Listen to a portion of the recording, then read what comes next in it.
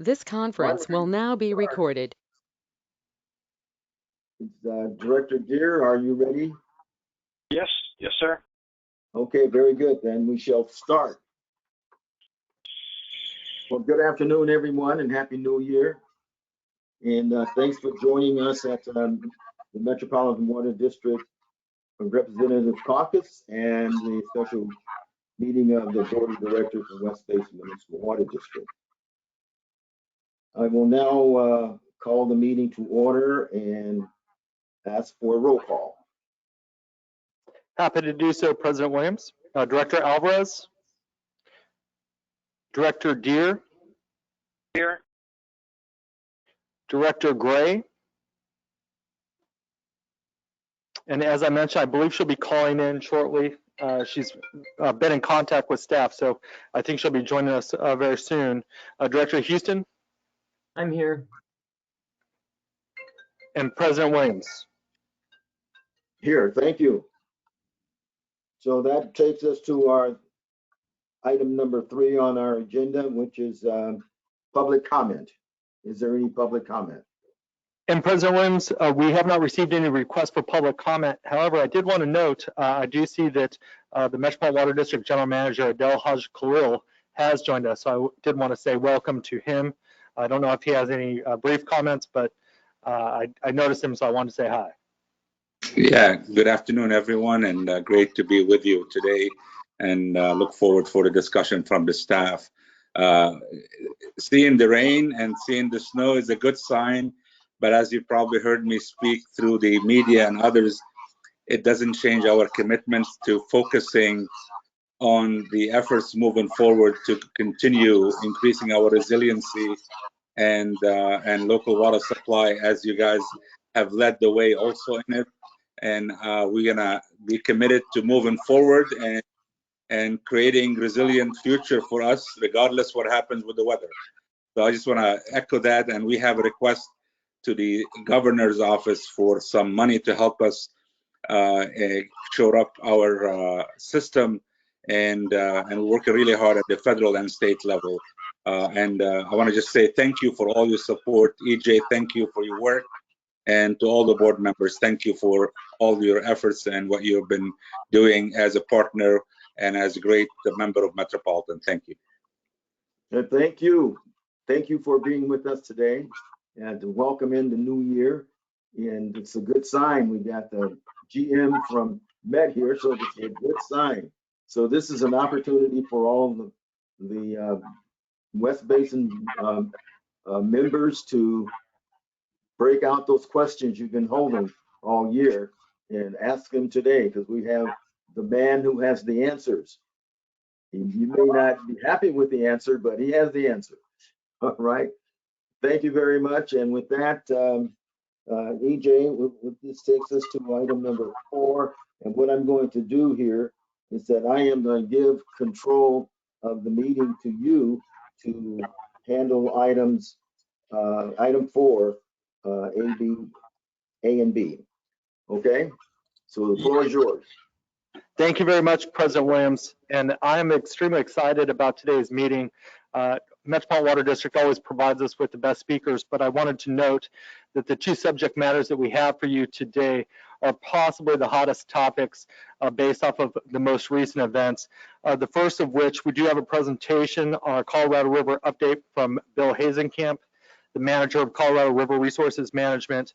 And for those of you who had the opportunity to join us at the Colorado River Water Users Association conference, you know that there's a tremendous amount of activity swirling around the Colorado River, but most notably the activities of Metropolitan Water District and really their desire to work with all parties and really make things happen. So I wanted to highlight that, and of course welcome Bill Hazenkamp today for his presentation. Thanks, EJ. I don't have the ability to share my screen. So does that mean you're going to advance the slides for me? Happy to do that. We have our staff on it right now, and you are up on slide 1. Okay. I see that. It's not really in slideshow mode, but I guess that's doesn't seem to be, but that's all right. I'll just say when to advance then. So Thank you for the invitation to speak, and Happy New Year. Feels a lot like the old year. It'd be much more preferable to be in Carson with you personally. You always took good care of us and have great lunches, and were very welcoming to us. So hopefully we'll get down there again and can resume in-person meetings. In the meantime, as EJ said, there's some new agreements on the Colorado River. This cover photo is Lake Powell, showing how far the ramps of Lake Powell have shrunk in the last few years.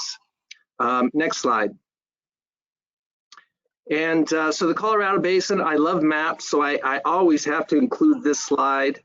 This map shows how many different entities, states, countries, tribes rely on the Colorado River. 7 states in the United States, 2 states in Mexico, dozens of Native American tribes, environmental groups of all types are interested in the river, agricultural agencies, urban entities, state, all working together to protect this river. And really the river has had an amazing story that it took all the way up until 2022 before there was ever a shortage. All through the history since Lake Mead was built in 1930s until 2022, till 2021 at least, there was never a shortage on the Colorado River. Full deliveries to the lower basin states of Arizona, Nevada, California, and Mexico.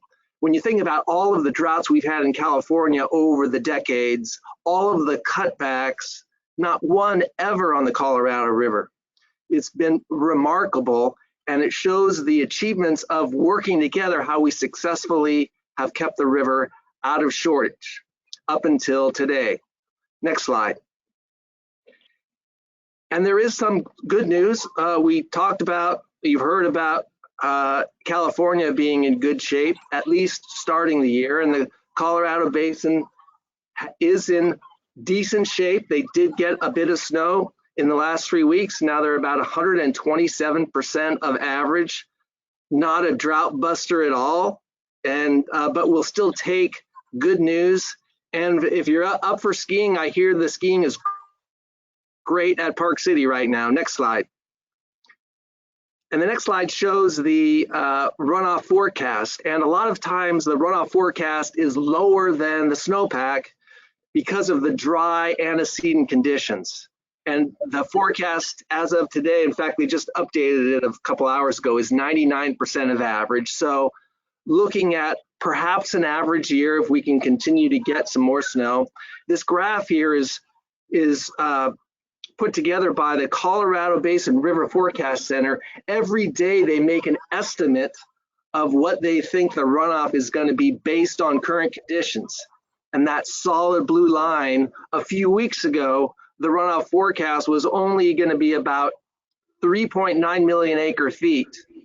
But since that time, now it's up to 7 million acre feet. So if my math is right, that's about a 3 million acre foot increase in runoff just in the last 3 weeks. That will all go into Lake Powell. And as a result, we should see Powell go up this year, perhaps 20 feet. Next slide. However, as today, Lake Powell and Lake Mead both are still at their record low level and still every day setting new record low levels at these 2 reservoirs, the largest 2 reservoirs in the United States. One of the reasons why Lake Powell continues to go down, unlike Lake Oroville, which has gone up 88 feet so far this year because of the wet conditions, Powell hasn't changed at all. In fact, it keeps going down, and that's because the Colorado Basin is almost exclusively a snow melt driven basin. So while that snow piles up in the Colorado Rockies, until it melts, Lake Powell continues to go down, and because Lake Powell is such low levels, Lake Mead also is continuing to go down. Next slide. And you can see dramatic changes. This is the upper end of Lake Powell when it was full back in the year 2000. And today it's just a river flowing through a valley. And it's hard if you were there to even know that that was once part of the reservoir. There's plants growing down there. It's been so long since that's been underwater. In fact, Lake Powell is now 60 miles shorter than it was 20 years ago. So if you're a river rafter, you get an extra 60 miles of the river before you'd actually hit the lake. Next slide. And of course, Lake Mead is also at its record low level. The shortage line is shown there, just under 10 million acre feet. And because the releases are set, we know Lake Mead is going to go down more this year, probably another 2 million acre feet by the end of 2022. Now, one of the things about Lake Mead is you'll notice that it's, other than the last couple of years and then in 10 years ago, it tends to hover right around the shortage line. And that's not an accident. The rules are designed to keep Lake Mead at that level. If Lake Mead goes up like it did in 2011, then the rules cut back releases out of Lake Powell, make extra water available for delivery in the lower basin, and the reservoir drops. And then in times like this, when the reservoir goes down, then generally releases out of Lake Powell go up and shortages occur to kind of get Lake Mead back at that sweet spot. So the sweet spot of Lake Mead really is about 1/3 full. That's where all of the rules tend to lead to that. And next slide. And when you look at that bathtub ring, which is 140 feet, actually go back one slide. That bathtub ring is about 140 feet. That's pretty much a permanent structure. People often say, well, when is Lake Mead going to fill up? When are we going to recover? We're not. It's not designed to recover. There's not enough water for us to fill those reservoirs again. Next slide. And one of the reasons why you might not even want the reservoirs full, because back in 2000, when the reservoirs were full, Lake Powell, Lake Mead, and all the other reservoirs, we lost about 2 million acre feet a year annually to evaporation losses. That's about 15% of the flow of the Colorado River never made it down because of evaporation losses. Currently, the losses, because of the low levels, are about half of what they were 20 years ago and are dropping as the reservoirs go down. So while full reservoirs sound nice, we can't afford it. We would have to cut back uses 1 million acre feet just to maintain the full reservoirs. And if you were to design a system today, you wouldn't design it for reservoirs that big. You would design reservoirs about the size they are now. So nonetheless, we've seen in the last couple of years the reservoirs dropping to a level that is not very comfortable. Next slide. So the states got together, and here you see our general manager along with the leaders of other states signing a plan in Las Vegas last month to called the 500 plus plan, which is designed to add water to Lake Mead to slow the decline, to get Lake Mead back to a more comfortable level than where it could be if we have another dry year. Next slide. And the goals of the plan are, one is to avoid reaching critically low levels through 2026. All of the rules for Lake Mead and Lake Powell and storage expire in 2026. And so our focus needs to be on developing those new rules. So this plan is to add extra water to Lake Mead to give us some kind of comfort so we can focus on long-term sustainability and not be so worried about an imminent crash in the levels of the two reservoirs. And we anticipate that the long-term negotiations will start in the springtime. Next slide.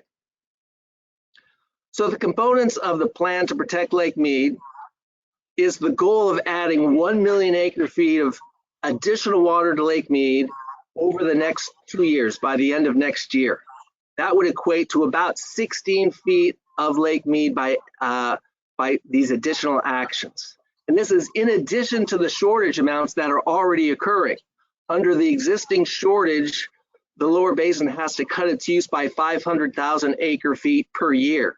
So we are essentially doubling that amount to try to get an extra 500,000 this year and next year for a total of 1 million acre-feet that would be accomplished through new system conservation programs like the Quetzon fallowing agreement that Metropolitan's board approved and Adele signed in Las Vegas last month, or by doing more efforts to store water in Lake Mead through the ICS program. Either of those types of things add water to Lake Mead and count towards the plan. To help fund the plan, up to $200 million was approved and is now available. Metropolitan and Southern Nevada put up 10% each, the Arizona parties 30%, and half from the federal government. So it's a $200 million pot of money to fund new conservation to prop up Lake Mead. Next slide. So to date, we've already identified about 400,000 acre-feet of water towards that goal. In August, the PVID System Conservation Program was approved, which will result in about 120,000 acre-feet over this 2-year period. Under that agreement, farmers in the Palo Verde Valley increased their fallowing, but instead of having it come through the aqueduct to meet needs in Southern California as the program was designed to do, instead that water is staying in Lake Mead to prop up Lake Mead and slow the decline. We also took less ICS than we had planned in 2021, partly because our demands dropped because of conservation in our service area, and partly because demands in our agriculture areas in IID also dropped. So that resulted in us needing to take less water out of Lake Mead by about 40,000 acre-feet. Arizona is close to having new fallowing agreements approved within the state of Arizona, that we would also be a party to those agreements. My understanding is that we should see those agreements in the next month or two, and that will generate about 210,000 acre-feet of new water.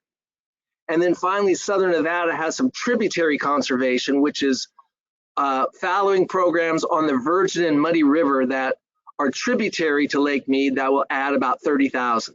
So we've got about 400,000 currently identified. We need to roll up our sleeves to come up with an extra 600,000 acre-feet in the next 2 years. Next slide. Now, there are some challenges in implementing the plan. The first is environmental compliance. We have a very successful program called the Lower Colorado Multi-Species Conservation Plan, which gives us 50 years of environmental coverage for water and power operations on the Colorado River. It covers all of the QSA transfers and so far all of the ICS we've stored in Lake Mead. But under this 500,000 plan, we would be taking the levels of the Colorado River to new record lows that we don't have current ESA and CISA coverage for. So we are in the process of amending both the federal NEPA permits and the state permits to give us compliance so we can reduce our demands and lower the flows in the river to keep more water in Lake Mead. We're going to need, this is a short-term Band-Aid over the next 2 years. We will need to do a much larger program in the future because we know the flows of the river will be less and we will need the long-term compliance. And then we will be working on that as part of the bigger plan going forward. Second challenge is the California drought. We, if it stays as dry as it's been, we're planning on taking a significant amount of ICS out of Lake Mead this year, perhaps 250,000 acre-feet. That's not going to help us try to add water to Lake Mead if we have to take it out. Of course, we will take it out if we need it to meet our demands. That's our #1 goal for sure. But if we can get enough water here in California on the state project and our demands remain low enough, that can help us do a lot of good for Lake Mead. And finally, the Salton Sea is still looming out there. It was one of the reasons that Imperial Irrigation District didn't participate in the drought contingency plan. They were concerned about the impacts of the Salton Sea. Adele and I have been meeting with IID, and IID's interested in doing some extra conservation, but they recognize that any conservation will impact the Salton Sea. So we have to figure out a way to protect the sea and not have additional impacts while at the same time protecting Lake Mead. It's a difficult problem because we don't have enough water to keep the sea at its current level, but anytime the sea drops, there's potential air quality concerns. And it's more of a long-term problem than a short-term problem because, again, we need a long-term solution that IB has to be a part of, and the Salton Sea is going to be front and center in those discussions. Next slide. So the next steps that we are undertaking now that the MOU is signed is, first and foremost, working with the state and federal fish and wildlife agencies to amend the permits to give us the ability to lower the Colorado River to prop up Lake Mead. Then with this money in hand, we will be looking with our agricultural partners on new ways to conserve water. PVID just finished a deficit irrigation pilot program where they skip watering of alfalfa in the summer, knowing that it will slightly affect the yield of alfalfa, but only a little bit, and save a significant amount of water. That could be rolled out valley-wide on the Palo Verde Irrigation District, and we are in discussions. PVID is also interested in the seasonal fallowing program that we're doing with Bard Water District, where they fallow just in the summer months when water use is high, and they irrigate in the fall and winter when water use is low, but they can grow higher value crops. Those types of programs can be expanded outside of just the Bard Water District and the Quezon Tribe District, or switching to crops that use less water. Can we incentivize them in Palo Verde or other places to get away from alfalfa and grow perhaps potatoes or other crops that take less water?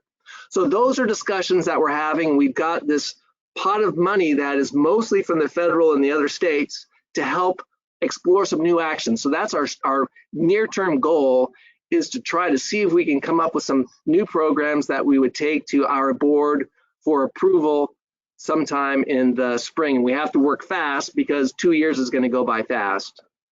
And then finally, of course, we're going to look at ways, can we add ICS to Lake Mead? Can we do things to reduce demands here? First and foremost, taking care of our own needs, but if there's extra water available, can we store that in Lake Mead? If you look back in 2017 and 2019, those 2 years we added about 400,000 acre feet of water to our ICS account in Lake Mead each of those years. So we have the potential to add a lot of water to Lake Mead if we can get the right conditions here in California. So we'll be watching closely, and hopefully Dimitri's going to have good news for us so that we can take advantage of that. So we're going to be rolling up our sleeves to try to figure out how to work with our partners on the river to prop up Lake Mead, and then starting the long-term negotiations right around the corner. And I think that concludes my presentation today. Thank you for your time.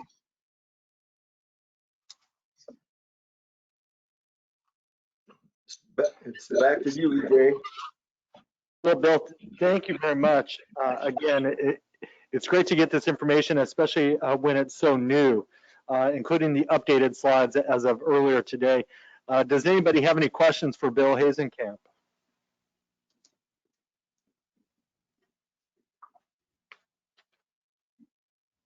Not hearing any. Hey, Bill, EJ, this is Russ. I can't find a hand raise thing. I have a question, which is how do we persuade PVID farmers to change crops? I don't know everything about that, but my impression is that PVID is pretty much very substantially alfalfa. How do you change that?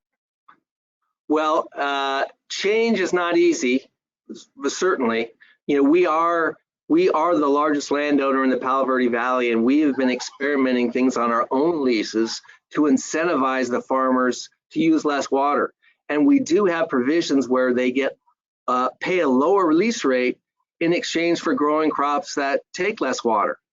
And so we've seen our farmers, our lessees respond to that and are happy to have a subsidized, if you will, lease rate, so they can grow crops that otherwise wouldn't make economic sense. So we're open to PVID about what options there are. We've been meeting with them regularly. We had a good discussion with them at the Water Users Conference last month. We're going to have another discussion in February. And I think they're very interested in this $200 million of funding. We don't want it all to go to Arizona. We'd like to use it here in California now. And so I think there is a lot of interest, and I think we'll see some creative ideas. Okay, I await some real results. Thanks, Bill. Sure. Any other questions? Well, seeing and hearing none, the next presentation that we have for you, again, provides the most up-to-date information that you're going to find anywhere. I'm sure our next speaker is going to be in high demand after everything that California saw just through the month of December. So our item 4B is a presentation on water supply conditions by Dimitri Polizos, the Resources Planning Team Manager at Metropolitan Water District. Thank you for joining us, Dimitri. Absolutely, and thank you, EJ, and Happy New Year to everyone. So I do have a bit of good news, so thank you, Bill, for teeing that up. One bit of good news is my colleague, Bill, it's his birthday today, so I thought I'd out that and let everyone know that it is his birthday. All right, so we could advance to the next slide. Great.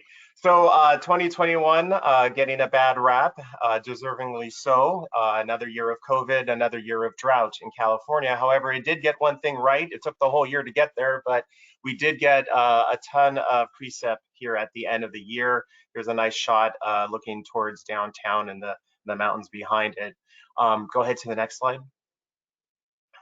So we started our year with respect to our end of year storage balances, not quite a record like we did last year, but pretty impressive, 2.5 million acre feet of what we call dry year storage. So this is storage that sits on top of our earmarked emergency storage. So as that's the bar on the far right on this graphic. Again, leading into 2021, we did have a record-setting 3.2 million acre feet. We did rely on that storage to get through last year, and we're now starting 2022 with 2.5 million acre feet. Go ahead to the next slide. So as many of you know, the Department of Water Resources did announce a 0% Table A allocation. That is their initial state water project allocation that was announced back in December, as they typically announce for the following year. So for as of now, the allocation is at 0%. However, that does not mean the department will not deliver water. They will be delivering water even if the Table A allocation remains at 0%. We've been working with the department along with all the other state water contractors to exercise a certain provision in the state water project contract, which allows the department to deliver what's known as human health and safety water. So they will be delivering that water to agencies or contractors that have requested and met the requirements to take delivery of that water. So the department does expect to deliver roughly 340,000 acre feet of this human health and safety water. And so we have been assessing our needs. Go ahead to the next slide. So as we do with every year, we look at or project out or provide an estimate of our regional supply and demand demands for the year. And so our estimate for this calendar year is 1.75 million acre feet. Our supplies that we have secured, imported supplies, are 1 million acre feet. And thanks to Bill and all the work that he has done and others over the years to secure roughly 1 million acre feet for this year. So that leaves us a supply demand or a gap of 750,000 acre feet. Again, this is a preliminary estimate for the calendar year. We have sufficient storage and Colorado River and other local supplies, the member agency local supplies, to satisfy a majority of this regional demand. However, go ahead to the next slide. There are portions of our service area, as many of you know, that cannot receive Colorado River supplies. So these are areas that and they're highlighted here in orange. These are what we call the State Water Project dependent areas. And after our assessment, we would not have sufficient supplies to meet the full demand of this area, of portions of this area, if the State Water Project allocation remains, the Table A allocation remains at 0%. So we did our assessment a few months back, and our unmet need is 270,000 acre feet. And I say unmet because the requirement is, after establishing or identifying your human health and safety need, which is based on 55 gallons per person per day. So that's a pretty significant drop of where we currently are with per capita use. But once you've established that need, the Department of Water Resources asked their contractors to look at any of their other supplies that they have available to them to meet that human health and safety need. And for us, that dropped our need for the department to 270,000 acre feet. So that factors in local supplies, that factors in all the other available supplies Metropolitan has that it can serve this area of our service area. Go ahead to the next slide. So we've been coordinating with the folks in those areas, the member agencies in those areas, to identify and implement additional actions. So whether that's developing new supplies or stretching out the existing supplies that we have by continuing to do water use efficiency efforts. But our goal here is to avoid the use of taking delivery of the human health and safety water. And the reason for that is there is an expectation that we would need to have or reduce our demands quite significantly.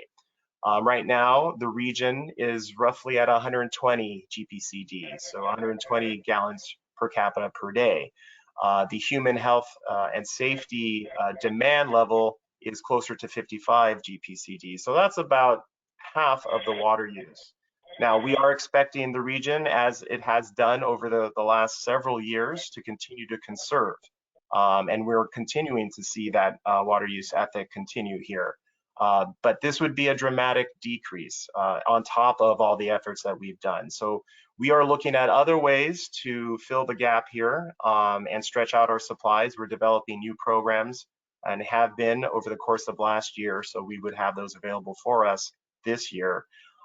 So go ahead to the next slide. And one of the ways to help fill the gap, of course, is to see an increase in the State Water Project allocation.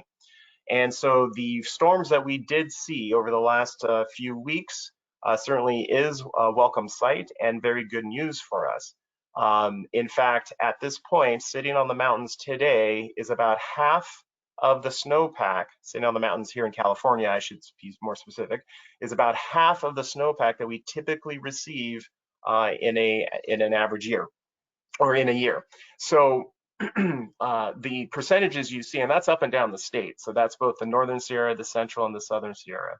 The percentages you see here are where we stand today relative to the peak of the season. So the peak of the season is considered to be April 1st. And of that snow that we typically receive on April 1st, there's about half of that snowpack right now sitting on the mountains. But where we are today is ahead of where we typically are for this time of year. And that's why you see these percentages at 150%. They're percent of normal to date.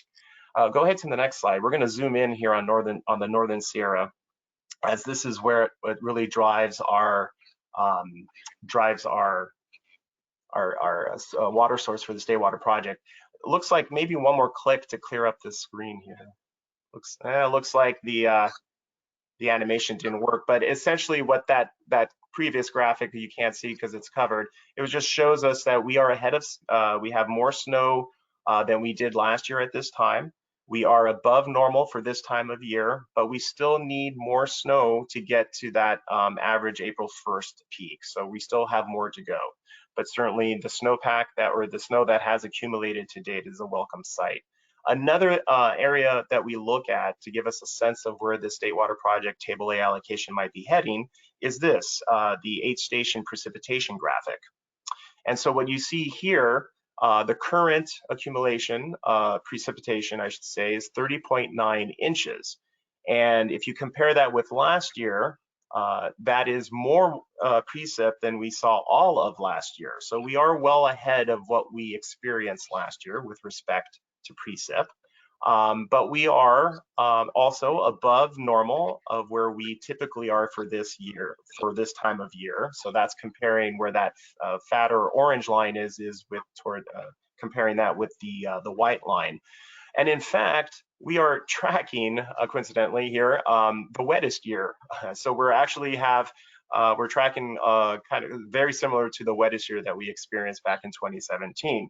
Now, I say that, but that really doesn't mean much because we do live here in California with the most variable or the highest variation in hydrologic conditions in the entire country. So we could see, and we have seen in the past, a really wet start to the year, but that could all peter out. We've seen that before, and hopefully that won't happen this year. But if you drew a straight line across where we are now with the 30.9 inches, you will see that we would fall below average. And again, that has happened in the past. So we'll have to wait and see. But we have seen some good news coming out of the two key reservoirs in the state. Next slide. So starting with Lake Oroville, the snowpack, the runoff that will come from the snowpack that's on the ground, we won't know until, of course, it melts. We will get an indication from the department of what they will forecast, what they think the runoff will be. We're going to have that information closer to the end of this month when they factor in all the new snow. So we'll have to wait and see. But the precip, the rainfall that we saw over since the beginning of this water year has helped increase, as Bill mentioned, roughly 88, closer to 90 feet in this reservoir. And you see that's roughly 600 or so thousand acre feet since the beginning of this water year. So that's a welcome sight. And that's what you're seeing here in the blue shaded region. That's the current year storage.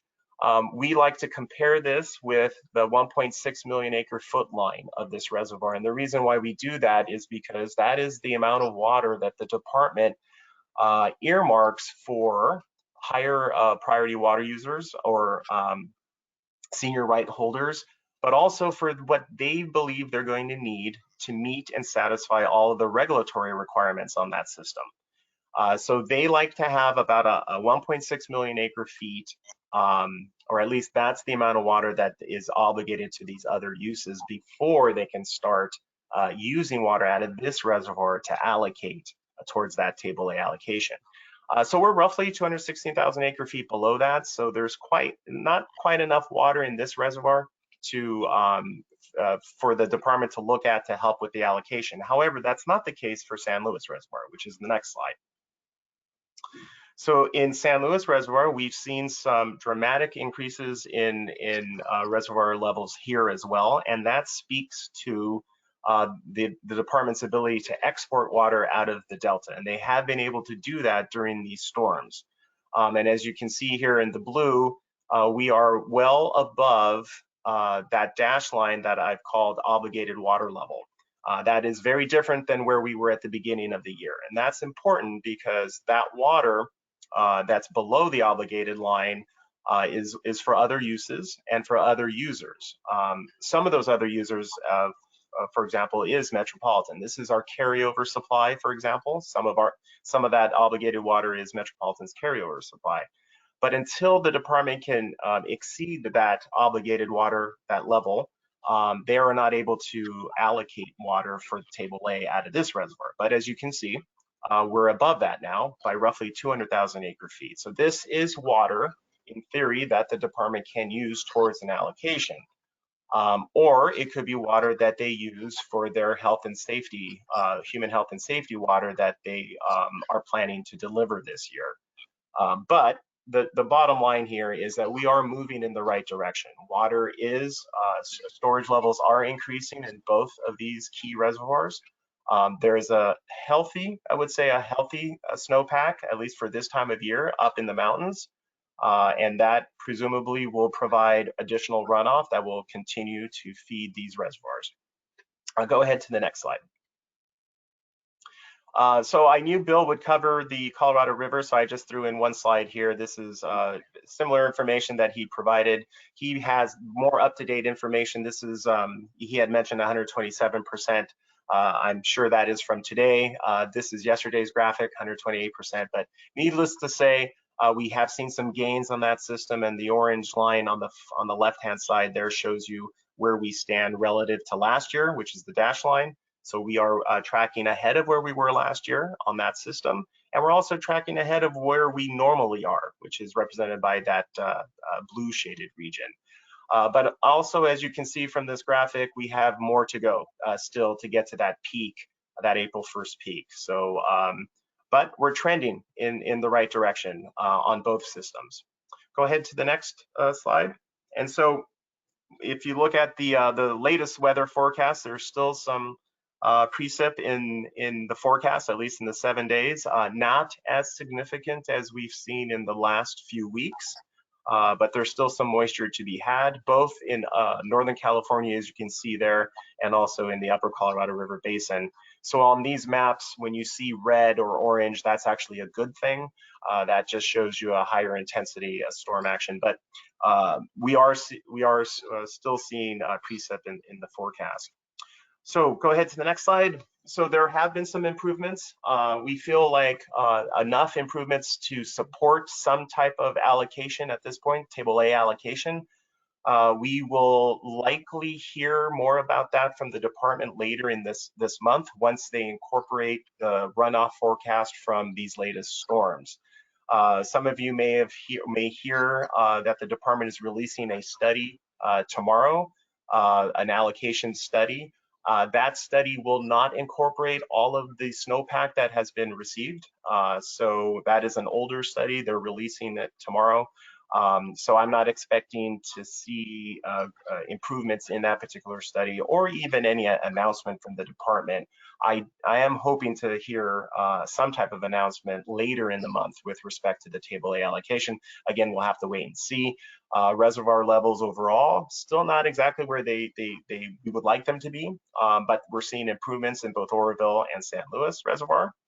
And again, as I was alluding to, there is a lag in when the department is able to incorporate all the information, all the snowpack and all the reservoir levels between what we're seeing on the ground and by the time they put it into their studies. There's about a month lag. So again, we should know more of where we are by the end of the month. Go ahead to the next slide. So again, the storms did bring much needed precip. We feel like we are on our way to some type of allocation beyond a 0%. We're hoping to see at least a 5%. We'll wait and see. We are working with our member agencies to stretch out the supplies that we do have. Again, those areas that are dependent on the State Water Project, we're most challenged there. And so we want to stretch out those supplies and develop new supplies, and we're working on that. And we're prepared to take even additional actions if need be to help incentivize additional conservation in the area. I will echo what Adele said earlier on. I do get a lot of questions about whether or not we're in a drought or out of a drought. When it comes to planning for water or even using water, the mentality should be away from that, because we're in California. You can have a really wet month followed by a really dry month. Heck, you can have a really wet week followed by a really dry week. It's very inconsistent. It's very variable. So rain or shine, the message should always be water use efficiency, a good water use ethic, and conservation. And I think that's what Adele's point was earlier. We need to continue on that, whether it's raining, snowing outside or not. So with that, happy to answer any questions. But that's all I have for you all today. Dimitri, thank you very much for the presentation. Are there any questions? If there are no questions out there, I'll ask one. Dimitri,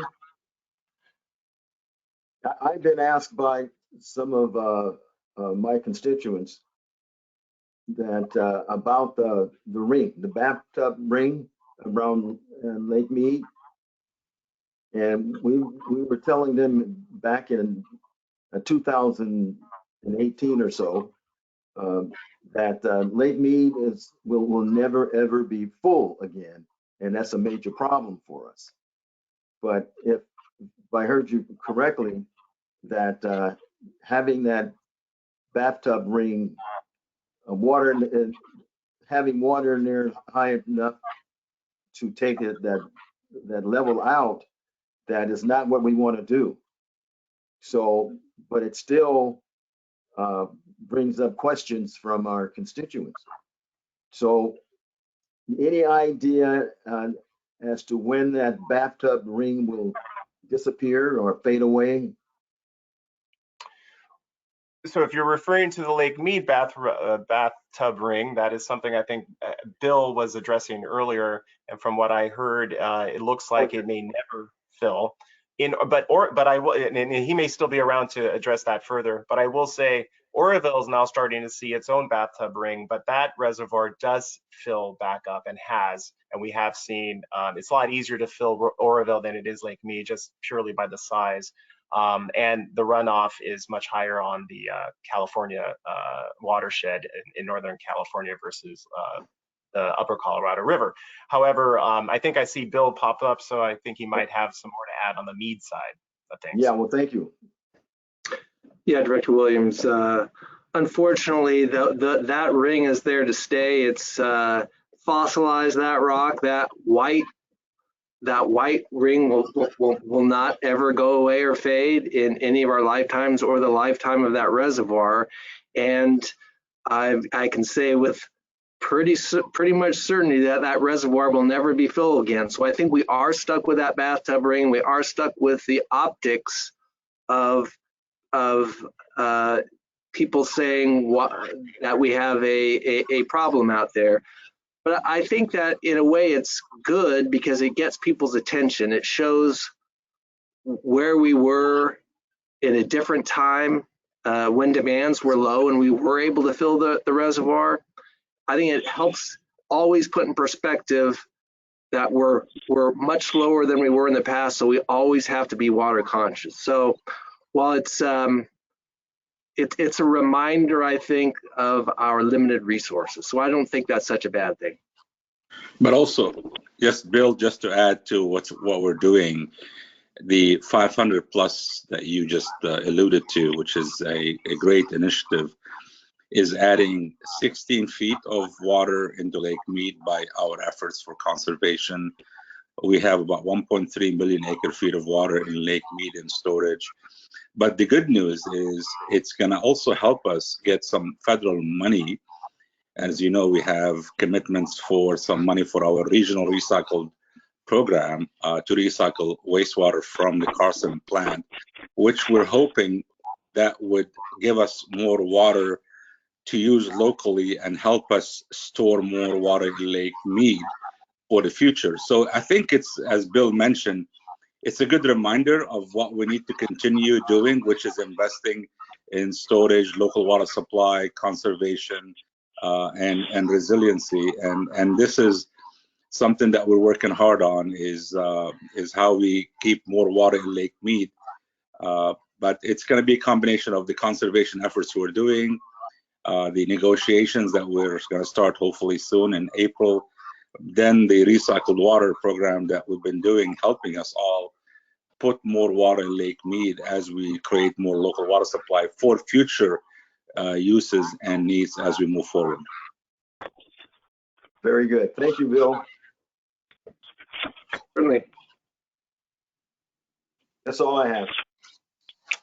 Thank you, President Williams. Are there any additional questions?